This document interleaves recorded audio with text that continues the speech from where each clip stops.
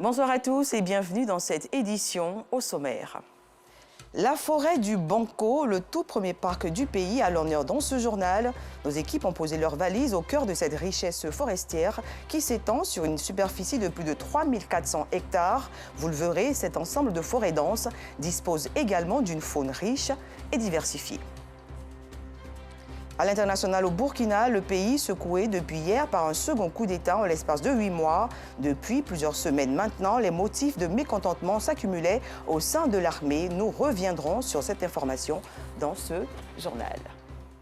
Merci de suivre l'information sur RTI 2. Ouvrons ce journal avec la rubrique du samedi, l'escale 225.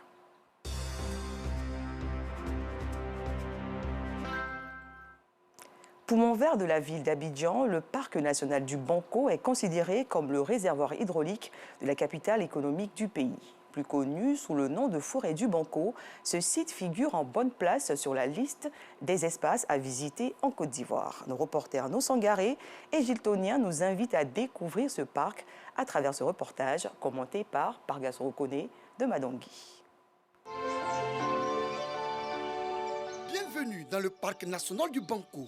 Le seul parc situé en plein cœur du district d'Abidjan, la capitale économique de la Côte d'Ivoire. Bonjour monsieur, soyez le bienvenu au parc national du Banco. Nous sommes très heureux de vous accueillir ce matin et ensemble je crois que nous allons avoir l'occasion de visiter la biodiversité qui existe au sein de notre aire protégée. Donc je vous invite à y aller. Le lieutenant-colonel Fousseni Koulibaly nous servira de guide pour une excursion.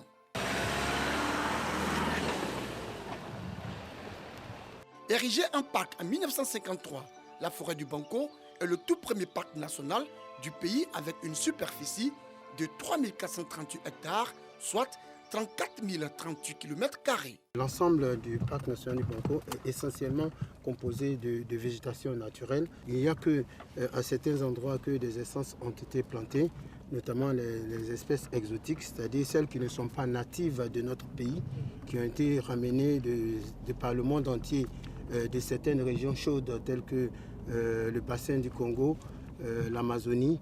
Et donc on a des essences exotiques comme ça qui sont venues de ces régions chaudes-là pour y être plantées. Mais hormis cela, le plus grand bloc de végétation du parc national du Banco est tout à fait naturel. Le parc dispose des réseaux de pistes de 85 km, dont 40 km bien aménagés. Des pistes fréquentées par de nombreux visiteurs pour des randonnées pédestres ou à vélo. C'est le cas de ces jeunes venus passer le week-end dans le parc. On avait attendu beaucoup de gens qui parlent de Banco, et alors on voulait venir voir pour faire des trucs un peu écologiques et juste pour voir ce qu'il y a à Abidjan. Et franchement, c'est super. On a déjà fait des randonnées à pied dans d'autres endroits, mais venir au Banco ici à vélo chaque fois, une fois par mois ou 2 fois par mois, ça nous fait vraiment plus de bien. Déjà, le vélo, c'est bien pour faire du sport. Le parc national du Banco est un ensemble de forêts denses humides.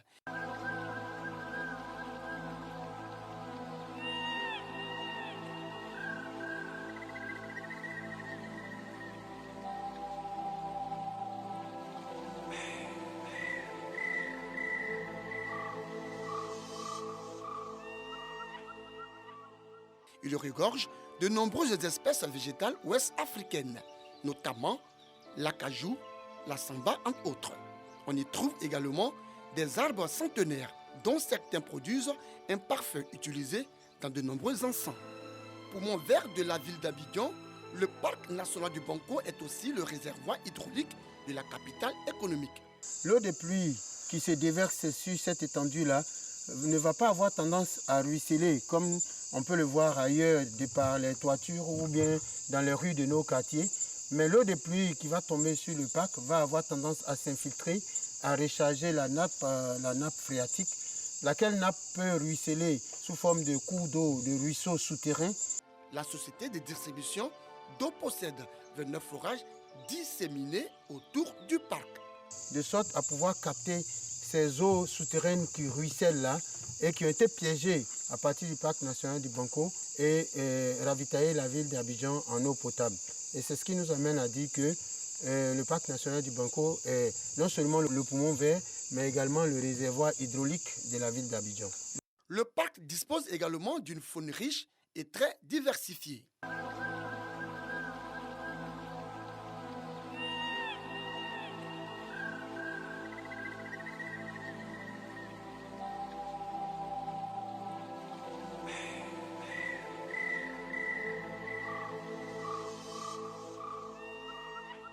On a essentiellement beaucoup de mammifères. Parmi ces mammifères, on peut citer les antilopes du genre céphalophe, notamment le céphalophe de Maxwell. Récemment, on a eu à enregistrer la présence de 2 buffles. Les hypothèses émises sont que ces buffles-là seront peut-être en transit ou alors qu'ils soient venus d'une autre forêt avoisinante. Mais toujours est-il que leur présence est avérée à l'intérieur du parc. Nous avons également beaucoup de singes, notamment le Cercopithèque mone, qu'on peut observer tous les matins sur la façade de l'autoroute et même à l'intérieur du parc. Et à côté de ça, vous avez également les chimpanzés, une famille de chimpanzés d'environ une cinquantaine d'individus qui constituent une espèce phare du parc. Cette forêt est traversée par une rivière appelée Banco. C'est d'ailleurs à cette rivière qu'elle doit son nom. C'est une rivière qui prend sa source à l'intérieur du parc, au nord, tout à fait au nord du parc, et qui traverse l'ensemble du parc sur une distance d'environ 8 km avant de se jeter plus bas dans la lagune Ébrié. Une rivière qui a pour habitants des crocodiles nés inoffensifs et des silures. Les silures que vous voyez là, ce sont des silures du genre Heterobranchus longiphilis. Donc ces silures-là sont donc une attraction du parc, de sorte que vous avez vu ici un site de pique-nique qui a été aménagé par la gestion de l'administration du parc, à savoir l'OIPR, pour permettre aux visiteurs de venir pique-niquer et en même temps d'observer les silures. Si cette rivière était un lieu de rituel, ce n'est plus le cas aujourd'hui, assure le colonel Fousseni Koulibaly. Avant, quand vous veniez ici, c'était toutes sortes d'effets mystiques et autres, j'allais dire objets de cette nature-là qui existait ici.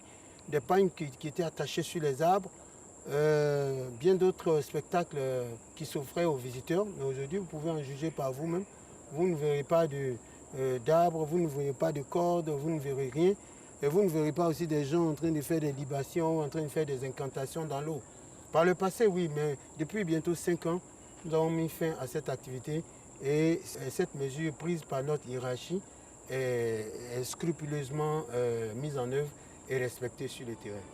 Le parc national du Banco, c'est aussi un bâtiment colonial qui abrite l'école forestière. Elle a été construite en 1937 et a ouvert ses portes en 1938. Et elle avait pour vocation de former les cadres forestiers de l'AOF, à savoir l'Afrique occidentale française. Donc pendant des décennies, c'est ici que se formaient les cadres de l'Afrique de l'Ouest en matière de foresterie. Et il y avait des étudiants qui venaient également du Congo, d'autres pays francophones, hormis ceux de l'AOF. Autre attrait touristique du parc national du Banco, le musée écologique, un site d'éducation environnementale. Nous recevons les enfants, des écoliers, des lycéens et même des étudiants qui viennent ici, soit accompagnés par leurs professeurs, leurs encadreurs, soit invités par nous, de sorte à échanger avec eux sur tout ce qui a trait à la biodiversité. Ces musées disposent d'une salle d'ossement d'éléphants, d'hippopotames, de chimpanzés et de crocodiles. À travers ces pièces osseuses-là, dont la plupart sont issues d'actes de braconnage. Et donc c'est une manière de sensibiliser, d'attirer l'attention du public de façon générale et particulièrement des tout-petits sur la nécessité de préserver les animaux. Fort de ses atouts, le parc national du Banco figure en bonne place sur une longue liste des sites à visiter en Côte d'Ivoire.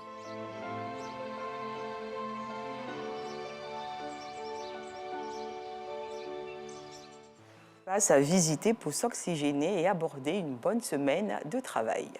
Le renouvellement du parc auto en Côte d'Ivoire, entamé en 2015 par l'État ivoirien au cœur d'une rencontre, face aux nombreux problèmes rencontrés avec les véhicules qui leur ont été offerts, les transporteurs ont initié récemment dans la ville de Yamoussoukro des échanges avec des concessionnaires et des bailleurs de fonds. Clément Boko. Michel est le gérant d'une entreprise de transport basée à Yamoussoukro.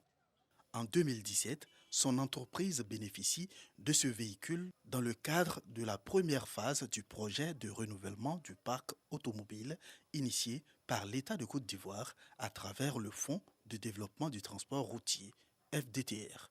Aujourd'hui, son engin est immobilisé et Michel croule sous le poids de la dette contractée pour l'acquisition du véhicule. Depuis novembre 2021, ce véhicule est gâté, il a eu problème de moteur.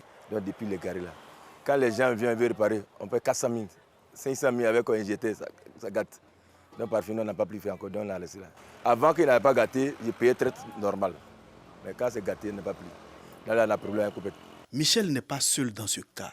Yaoundri, transporteur également à Yamoussoukro, traverse les mêmes difficultés. Nous-mêmes, on voulait payer un moteur pour mettre dedans. Ils ont dit non, que la voiture, c'est une garantie.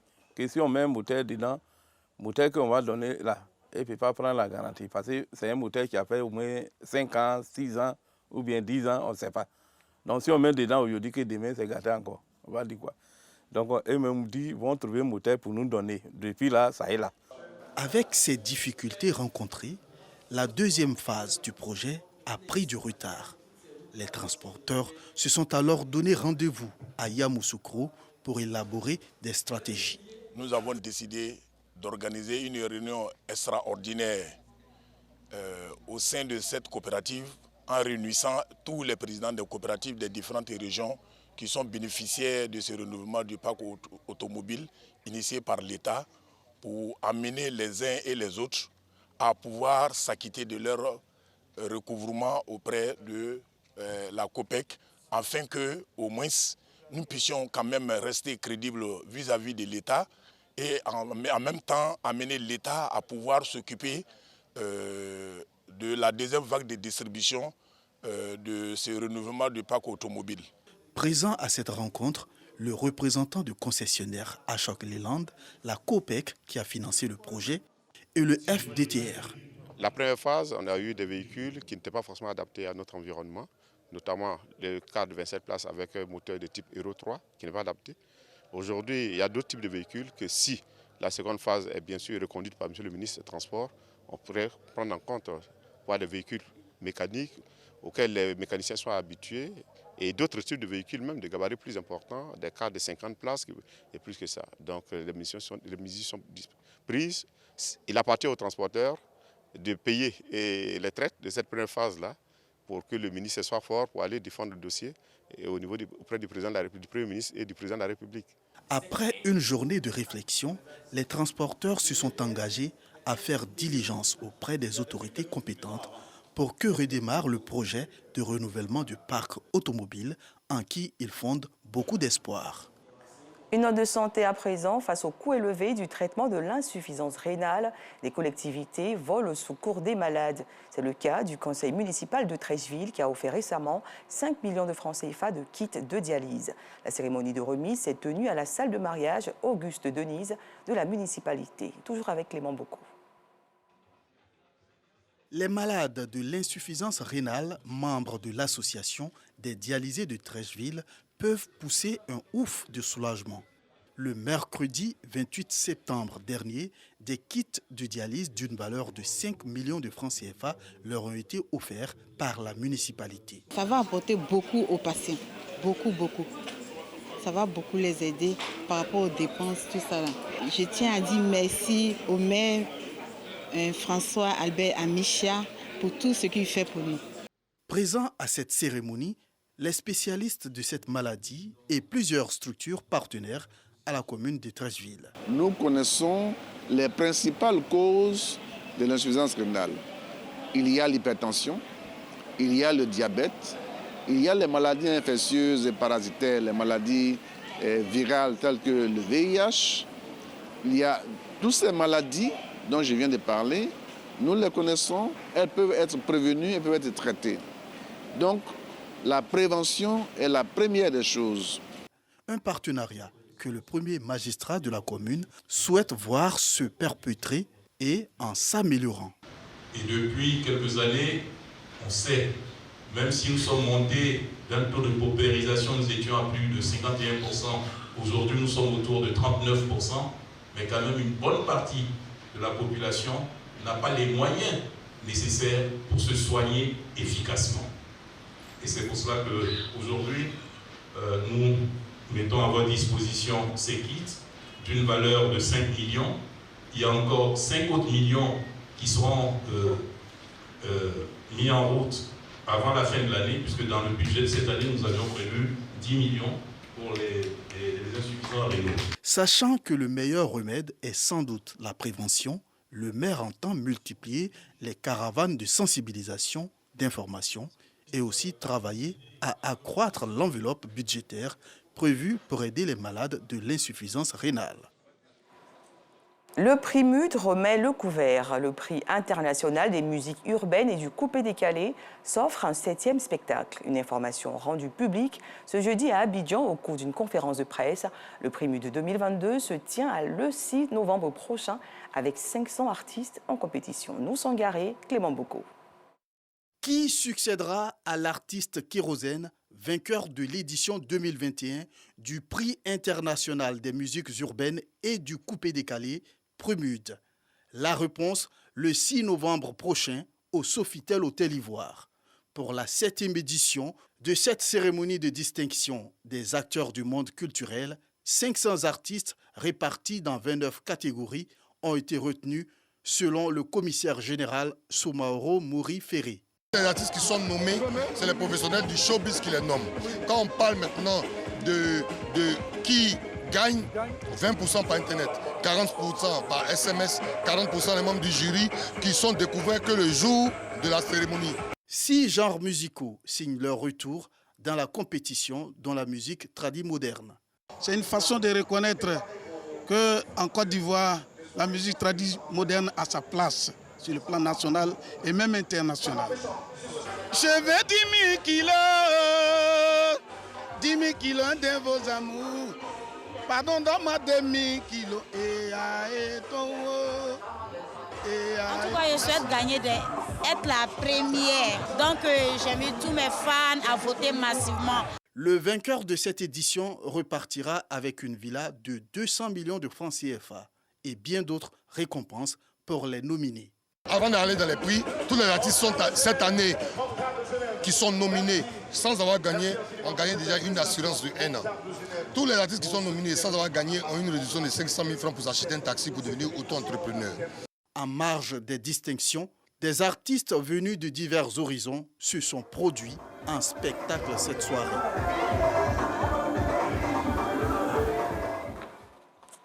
À l'international au Burkina Faso, le pays secoué depuis hier par un second coup d'État en l'espace de 8 mois. Il faut signaler que depuis plusieurs semaines, maintenant, les motifs de mécontentement s'accumulaient au sein de l'armée.